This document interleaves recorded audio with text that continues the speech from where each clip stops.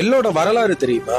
சுமார் 3000 ஆண்டுகளுக்கு முன்னாடியே வெளிநாடுகளுக்கு தமிழர்கள் ஏற்றுமதி செஞ்சிருக்காங்க. எண்ணெயும் சேர்ந்ததான் வந்து எண்ணெய்னு சொல்லுவாங்க. அந்த எள்ளுல இருந்து உருவானதான் நல்லெண்ணு சொல்லுவாங்க. அதாவது பிறந்த குழந்தைக்கு குளிப்பாட்ட பயன்படுறது நல்லெண்ணெய் தான், இறந்த மனிதர்களை குளிப்பாட்டுறதும் நல்லெண்ணெய் தான். ஒருத்தரோட உறவு முறிச்சுக்கிற விதமா எள்ளு தண்ணி அரைச்சிட்டுன்னு சொல்லுவாங்க. அந்த காலத்துல புள்ளப்பெத்த பெண்கள் வந்து கர்ப்பப்பை அழுக்க எடுக்கிறதுக்கு எள்ளு புண்ணாக்கு தான் கொடுத்திருக்காங்க. வயசுக்கு வந்த பொண்ணுங்க வந்து பாத்தீங்கன்னா முட்டையில வந்து நல்லெண்ணெய் ஊத்தி கொடுப்பாங்க.